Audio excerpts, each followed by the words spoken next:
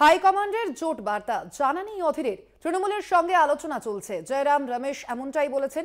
তৃণমূলের জন্য দরজা খোলা রয়েছে, জয়রাম এমনটাও বলেছেন। জয়রাম কি বলেছেন জানা নেই। অন্যদিকে এমন মন্তব্য করেছেন প্রদেশ কংগ্রেস সভাপতি অধীর রঞ্জন চৌধুরী। তিনি কি বলেছেন শোনাবো।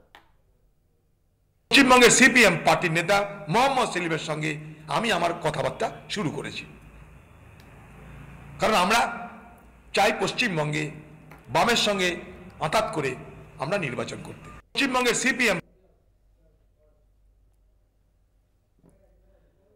একদিকে যেমন তৃণমূলের কাছে জোট বার্তা বারে বারে দিচ্ছে কংগ্রেস নেতৃত্ব, অন্যদিকে আমরা দেখতে পাচ্ছি যে এই জোট বার্তা প্রসঙ্গে জানাই নেই প্রদেশ কংগ্রেস সভাপতি অধীর রঞ্জন চৌধুরী। তিনি বারে বারে এইরকম ভাবে কথা বলেছেন এবং এ প্রসঙ্গেই শোনালাম আপনাদের যে প্রদেশ কংগ্রেস সভাপতি অধীর রঞ্জন চৌধুরী তিনি কি বলেছেন। এর আগে আপনাদের শোনালাম জয়রাম রমেশ অর্থাৎ কংগ্রেসের প্রধান মুখপাত্র, তিনি যেমনটা বলেছেন যে ফের তিনি কিন্তু জোট নিয়ে লোকসভা নির্বাচনের আগে ইন্ডিয়া জোট, যেখানে আমরা দেখতে পাচ্ছি ইতিমধ্যেই আপ এবং কংগ্রেস শিবিরের একটা বোঝাপড়া অর্থাৎ আসন সমঝোতা রয়েছে, কিন্তু সেখানে অন্যদিকে কিন্তু বাংলার ক্ষেত্রে সেই জোট ক্রমশই সেই জোটের কতটা সফলতা হবে তা নিয়ে ধোঁয়াশা দেখা যাচ্ছে।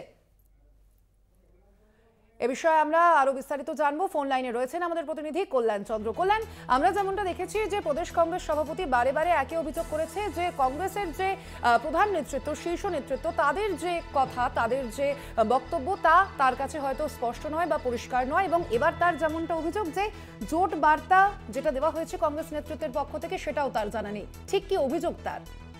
দেখো সোনালী, অভিযোগটা অধীর চৌধুরীর হচ্ছে যে কংগ্রেসের যিনি মুখপাত্র রয়েছেন, কংগ্রেসের প্রধান মুখপাত্র জয়রাম রমেশ, তিনি যেটা জানিয়েছিলেন যে মমতা বন্দ্যোপাধ্যায়ের সঙ্গে কংগ্রেসের কথা চলছে, আলোচনার দরজা বন্ধ হয়নি, তবে এখনো কিছু চূড়ান্ত হয়নি।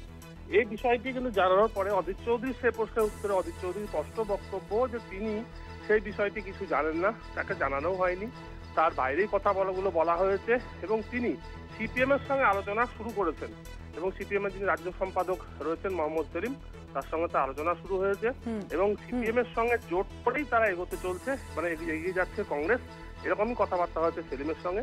এবং স্পষ্টভাবে অধীর রঞ্জন চৌধুরী যেমনটা বলছেন যে সিপিএম এর সঙ্গে জোট করেই তারা লোকসভা নির্বাচনে বাংলার ক্ষেত্রে লড়বেন। ধন্যবাদ তোমাকে কল্যাণ।